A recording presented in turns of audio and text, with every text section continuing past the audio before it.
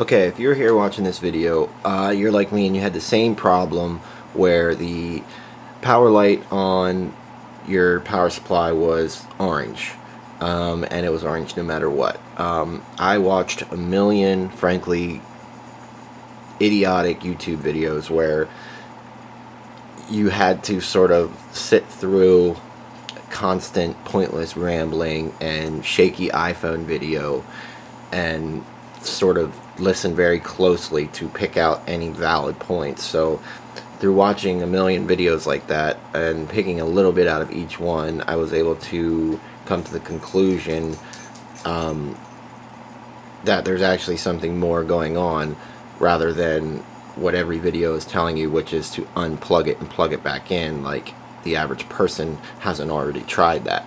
So if you're like me and you unplugged it, you plugged it back in, you unplugged it, you unplugged your Kinect and your controller and all your cords, and then you let it sit for an hour, 2 hours, or 2 days, and no matter what you do it stays orange, then hopefully by the end of this video you'll know how to fix it. Alright, so you actually have to cut these off completely, and I'm using an X-Acto knife here. You can use a razor blade, whatever, but if you sort of just cut through them, you get down to a point where there's a little tab in there that you have to pull out to reveal the actual screw underneath. Once you get most of that rubber off, just take like a flat head. I don't know if this one's going to be small enough. And you just sort of got to get in there good. Don't worry about being rough with it at this point. Sort of stick it down in there. Once you'll feel it pop down in, and there you go. So then you see, you reveal the screw there, which it has a little pin that sticks up. It's just like a sort of like a star bit, but it has a little pin inside of it. So you can do it two ways. You can take a really small flathead or Phillips, anything, and like a little hammer, and you can stick it in there and knock that pin off and just break it off, and then you can stick any sort of Torx head bit in it. Or what I've done before also is, if you find the perfect size flathead, you can sort of wedge it between the pin and the outer grooves of the Torx head. So I'm going to try that first with a small flathead. I think with this one, I think you might need a really small one. I'm not sure.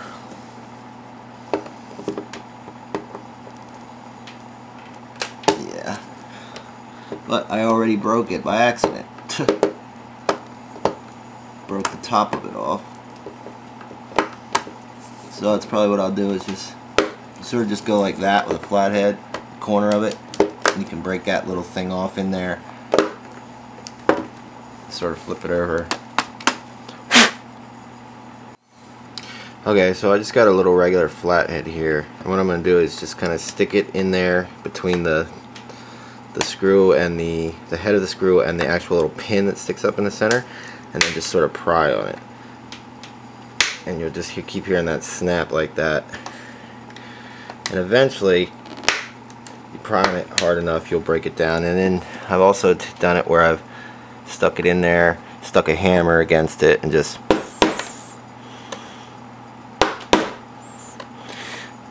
sort of banged it down. Eventually it'll break. They're not that strong. It'll break enough where you can get a Torx head in it. And I do have a bunch of just regular different bits and things, but one of these will probably work, just like a universal one.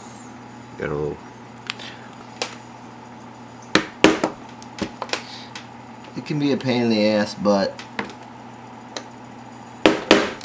once you get it out of there, it's worth it to get the damn Xbox there. I think I got it out. Okay, so this little bit here is what I'm going to use. It is a T10, Torx 10. It fits right in there now that I knocked that little pin down. And I have this screwdriver here, which just puts bits in the end of it. If you don't have this stuff, go to Walmart. It's all very cheap.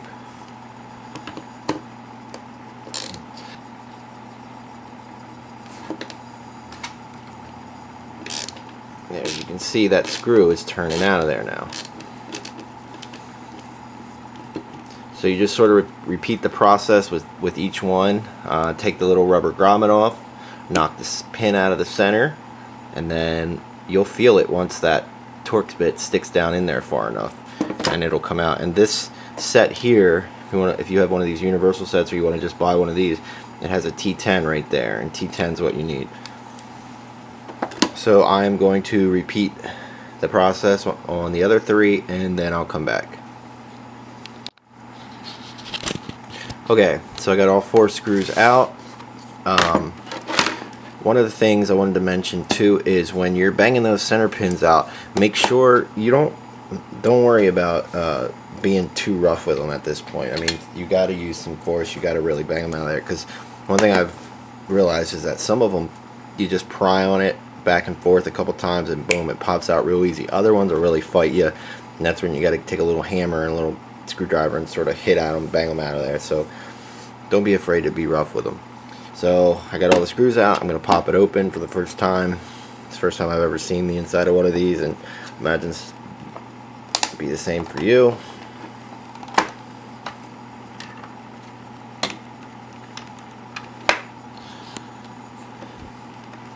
Alright, so you got the 2 shells.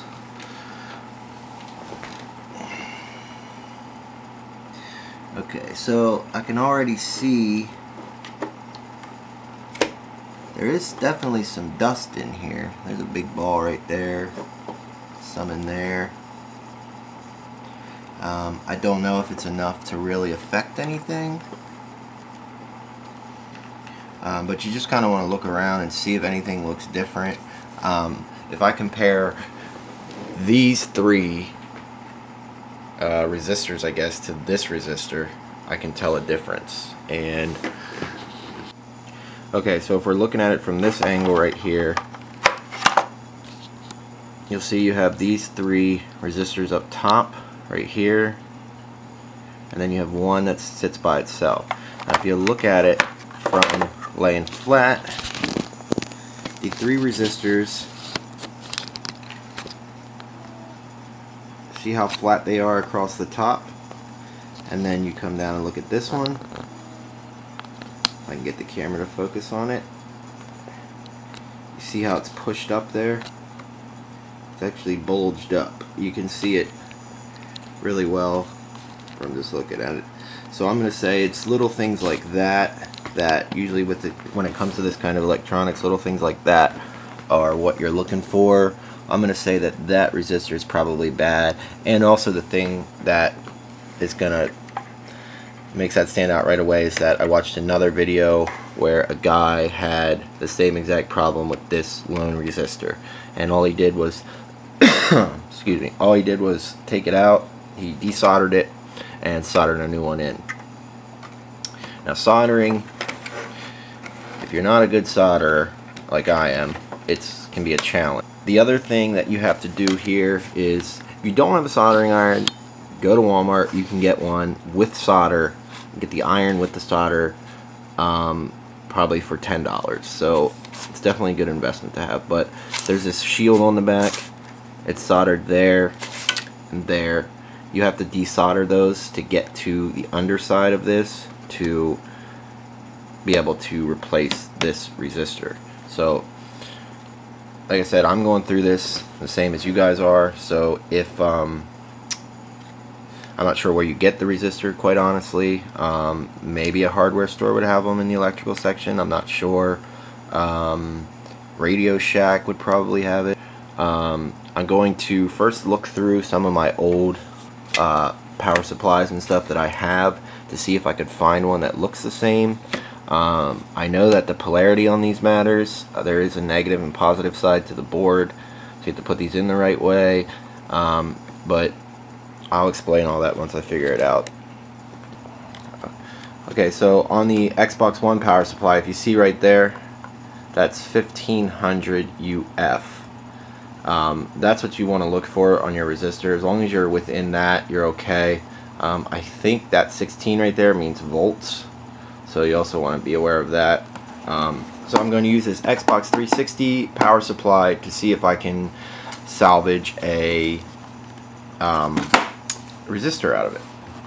This comes apart the same way as the Xbox One, except for it's easier because there is a Phillips head screwdriver in there. So you just pop these little rubber feet off. They come right off. Stick a flathead in there, pry up. There's a little, if you stick it right in the center, you can pry out right there and it comes out. And I'm just going to take these screws out, these Phillips head screws.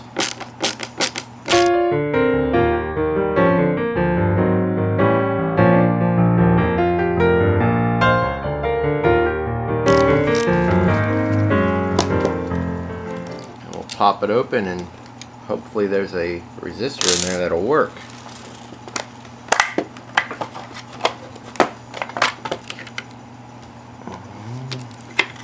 It doesn't look like. Oh, there's some resistors in there. This is from a 360 that is totally junk. So I also actually have the 360 itself as well, so if I can't find a resistor in here, I'm going to move over to the 360 console itself and look inside of there for a resistor. So let's see if I can take this off. So if you don't know how to solder, you're supposed to have a little, it's like a, looks like a little air pump, and it sucks the old solder off the joint. But there's other ways around it as well, which I'll show you. Most of the time I don't use anything. I just sort of get the solder off of there when it's hot. So I am not a professional by any means when it comes to soldering. I just rarely do it, and I just get by the best I can. So underneath this weird plate here, I can see that there's some resistors in there. So it looks like this stupid plate is soldered to the board. What I'm going to try and do is stick a screwdriver in that gap right there and then sort of pry on it as I heat up the solder on the back side to pull out the little pin. I'll show you here in a second. Just like that.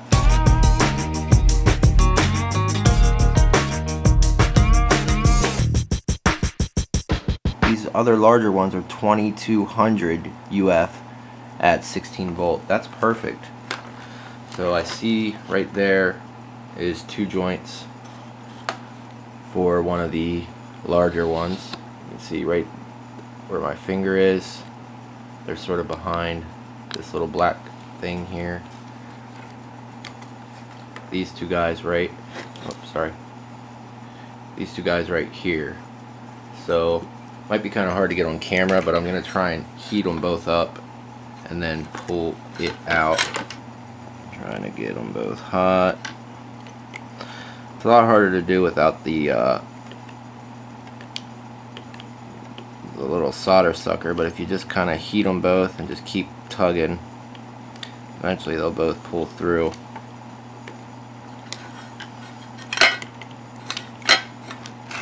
There, I got it. Have this wire wheel here that's good for cleaning the solder off the tip of the soldering iron. So, see if I can sort of heat this solder up a little bit.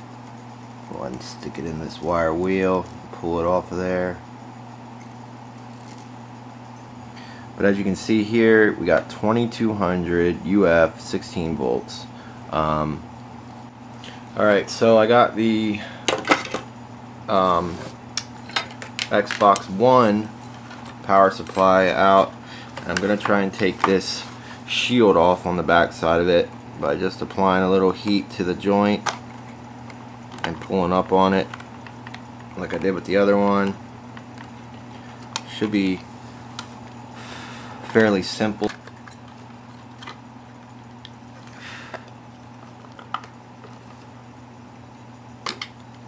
One thing you do want to take note of is the way things sort of look before you pull them off. So in other words, this could be, it could matter if it's directional. So there's a little dot, little hole right there, so I'm going to remember that that goes on the side where the cord can unplug. So there we have the board. Take a look at the board and see if I see anything that looks burnt or anything like that. It looks fairly good.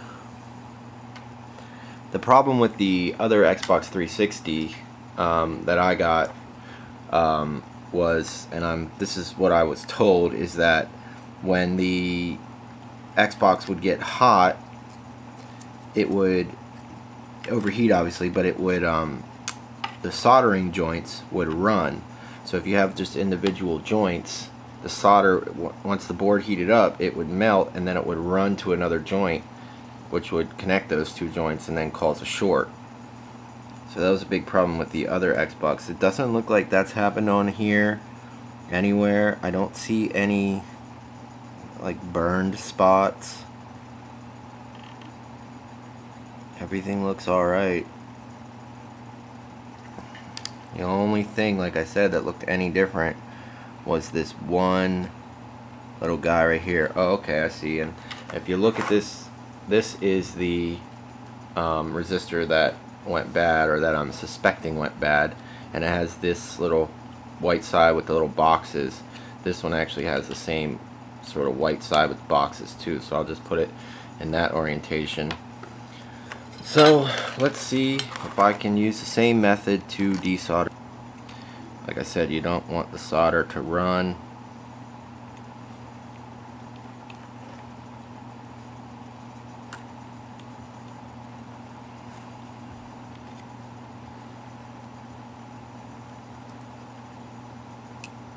This little guy's being a pain in the ass.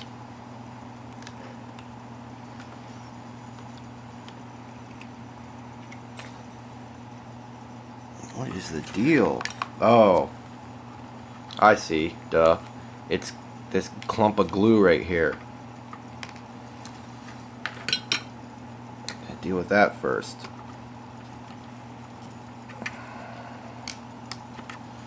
There we go.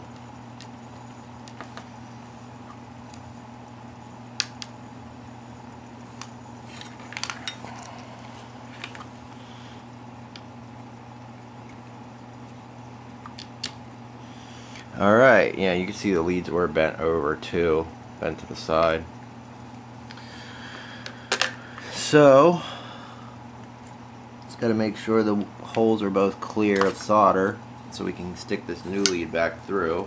Make sure we stick it in the same direction that it was.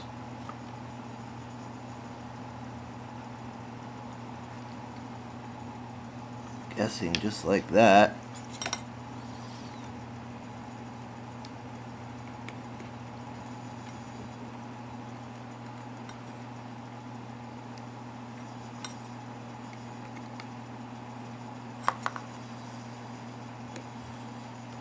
I don't know if I should even worry about dropping more solder on there.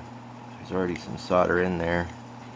That's where I've gotten myself into trouble before, is by using too much solder. You know what? I'm just going to try and bend those leads over.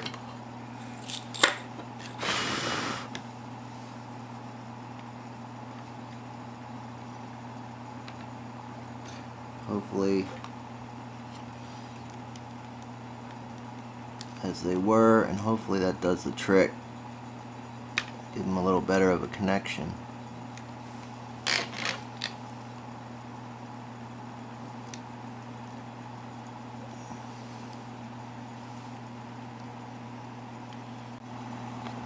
Okay, so I got the resistor soldered in here as best I could. Like I said, I'm not great at soldering.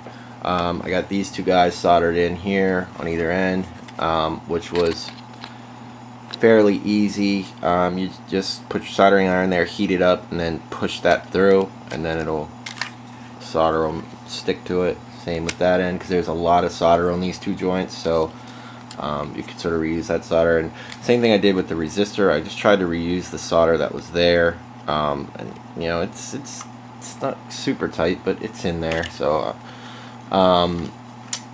and then, like I said, you want to make sure this, I don't know if it matters, but this little black hole in the guard here goes on the end where you would plug it into the wall.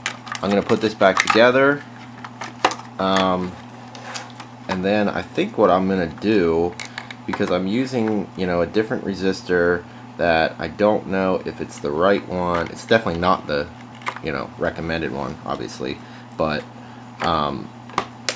I don't know, you know, if it'll even work, quite honestly. I'm hoping it will, but so I think what I'm going to do for this is take it outside on my back porch. I have a outlet, so I'm just going to plug it in on the outlet out there, so that way if it does decide to explode or something on the initial power up, it doesn't explode in my house, which I don't suspect it's going to explode, but I'm also not an electrician, nor am I an Xbox technician. I'm just someone who's really irritated about, I went through about 5 Xbox 360s. I've only had one Xbox One. I got the Xbox One around Christmas when it first came out. You couldn't buy it anywhere. I actually bought it from a dude that worked at Best Buy. He sold it to me out in the parking lot. So I haven't had any problems with it up until recently, and apparently everybody is now starting to have problems with them with the power cord. If you go online and look, it's a super common thing. So, but yeah, you just want to, it's kind of a pain in the ass. You want to make sure everything's sort of lined up in there, and you'll know when it's snapped back together correctly. Okay, so I'm just going to put this box back together. You want to make sure that everything is lined up properly before you start screwing these back in.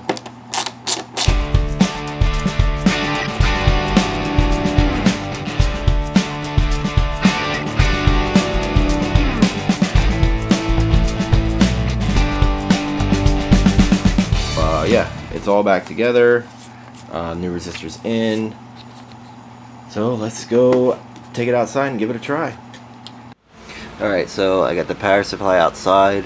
I'm just going to use a regular extension cord, and I'm going to plug it in here first into the extension cord, and then I'm going to plug the extension cord into the wall and hope the damn thing doesn't catch fire or something.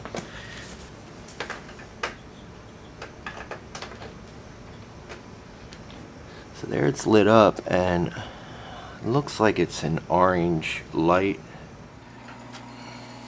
Oh, there we go. Look at that. Oh man, I'm too good. White light.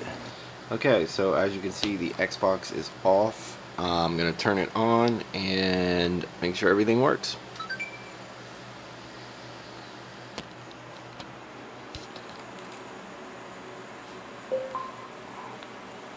There we go. Turn the controller on, and you can see, just go to an app, so you can see everything is working normally.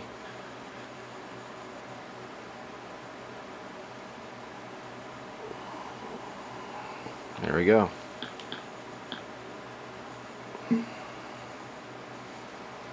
Alright, ladies and gentlemen. Okay, so I'm doing a little update. This is a week later after repairing the power brick myself. It's full 7 days since I repaired it. I've been using the Xbox every day, pretty much all day. I leave it on all the time just because I forget about it. You can see the Xbox still, everything's functioning normally. The power brick light is still white. I haven't had a single issue at all. So the way I look at it is most people are going to have an old Xbox 360. Most people are going to have, just because those things were such pieces of crap. So if you're like me, you have an old one laying around, or an Xbox 360 power brick, or maybe even you know, an original Xbox power brick or a PS3 power cord, you know, all these different sort of electronics are going to have resistors in them. So as long as you can find something in 16 volts, a resistor in 16 volts with a similar, I would go more personally than the, I think it was 1600 UF on the side. As long as you can find something in that range with the same 16 volts, you want to make sure it's the same 16 volts, you can pretty much use any resistor as long as you orient it the right side way on the board. Like I said, I haven't had any issues. If in the future, if I do have an issue, I'll definitely post and show what happened and how I fixed that as well. But for now, for most people, this is a simple, cheap, possibly free, if you own a soldering iron and the tools to do it, way to fix the orange light on the power brick if you've gone through all the other BS steps of unplugging it and plugging it back in. So if you like the video, hit the like button. If you have any comments, questions, concerns, comment down below. Let me know what you think. And remember to subscribe. I'll be posting lots more in the very near future.